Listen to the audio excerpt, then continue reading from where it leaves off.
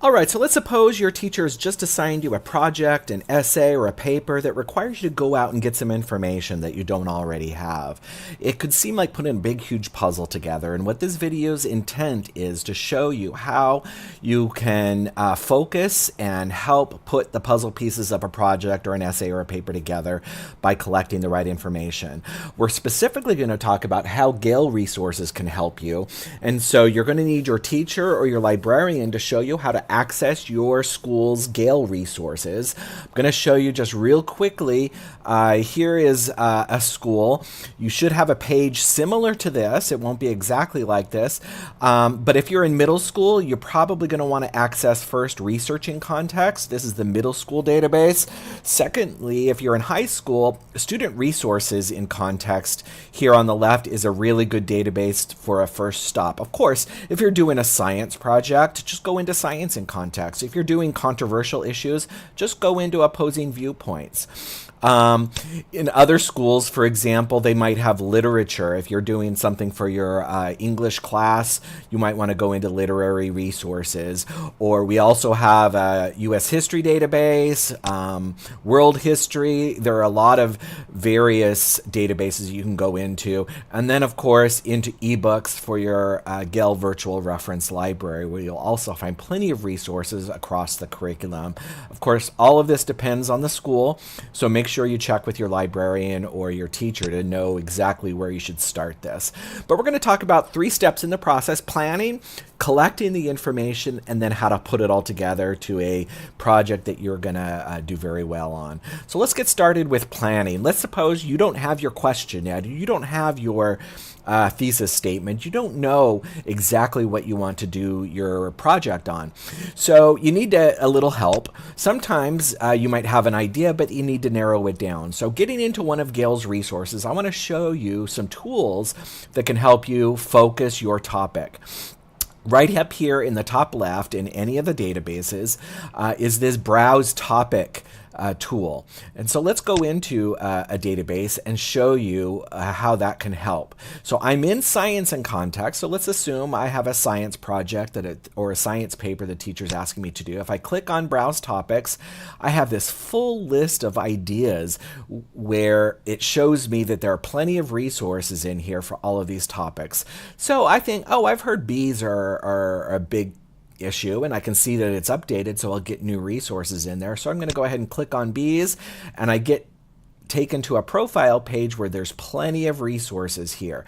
Your assignment may specify that you need to get news articles, so you want to jump down to news, or you may be looking for images for a special project, or you may be wanting even videos, magazine art. You can kind of see the different types of things here, and you can access those as you scroll down the page here. If you're doing something, let's say in opposing viewpoints, I'm jumping over to a new database. These are controversial topics. Instead of going to browse issues, I just did a search. I know I'm interested in the Olympics and I want to do something about the Olympics.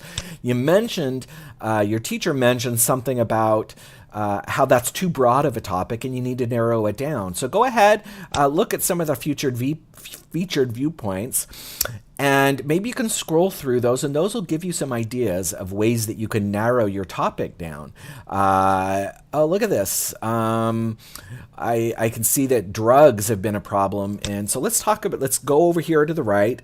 I'm going to search within the Olympic topic on doping in the Olympics, and search on that, and you'll notice, oh, look at this. It narrows it down. I have 2 featured viewpoints, 5 more viewpoints here. I have 64 audio files, almost 1,000 news articles. This narrows it down, and I can see there's enough resources to do a topic on doping in the Olympics, and then I can jump and do my project there. So browse issues or browse topics, and then within the results, you want to go ahead and search within the results if you feel like you need to narrow it down. Another tool to narrow it down is you can narrow it down by content level. So if you're searching through one of these high school databases and you're in middle school, just check on basic, and it will narrow down the results into basic reading levels. By basic, we mean middle school. Or maybe you're in an AP class or honors class. Go ahead and click advanced and you'll get more advanced topics. So you're relying on pretty heavily important material here. You can kind of see the symbols that are assigned to each. Green is basic, yellow is intermediate, and the red triangle means advanced. Okay, so that's our first browse topics is our first tool. I want to show you one other way, and there's a nice visual in the databases, especially in GVRL, that will help you right here. So I'm going to show you how to use this topic finder. So I'm jumping into GVRL, which is often in your ebooks, so you'll want to click into your ebooks, and I'm going to do a search on Boolean. So you got to at least have a general idea. Start that search. And I bet we're going to get a lot of resources here. So look at this. I've got 12,000 chapters from books that have to do with Boolean. So I'm going to have to narrow that down a little bit. And again, that's a little bit too broad. So I'm going to scroll down here on the right into this Analyze and click on the topic finder. So go ahead and click there. And it's going to give me this beautiful visual of all of the resources and how you can narrow that down. So I could talk about victims of bullying. I could talk specifically about school bullying, about how to prevent bullying. So maybe that's the topic I want to jump into. And then on the right, it gives me 13 articles that specifically talk about school bullying and how I can use those in my paper. So I just go ahead and click on one of those, and I'm taken directly to that particular article. All right, so we've talked today about so far, we've talked about Topic Finder. We've talked about browsing topics. So now let's talk about how we can collect the information. We've got our topic. We've got our idea. Now we got to go out and get some more information. The great news is by doing those browse and the Topic Finder, you're already most of the way there. So I've already clicked into your GVRL on a chapter on bullying. So now what do we do with it? One of the things that you're going to want to do is once you find an article is how do you save it? Where do you put it? And whether you're using your Microsoft OneDrive or whether your school uses Google Drive, you'll notice over here on the right under these tools, you can go ahead and send it directly to either one of those. So this bullying, harassment, prevention, I know I want to use this article, so I'm going to go ahead and send it directly to my Google Drive. It's going to ask me to log in. You'll need to log in with your Google login information, and it's going to appear in my Google Drive, and I'll show you what that looks like in just a second. Another thing that you can do to help organize your material is as you find an article that you want to click on, I'm going to jump over to another article that I prepared here. Lin-Manuel Miranda, if you don't know who he is, he's a lyricist, songwriter. He wrote Hamilton. That's kind of big in the news. And so this is the project, let's suppose that I want to do a biography on him or talk about him. So I'm going to go ahead and click on his biography and collect this information. Now, again, I can send it to my Google Drive just like this, or I can begin, as you notice, I've started highlighting and taking notes. So I choose if you highlight something, you just go ahead and highlight it. And then you can also take notes within here.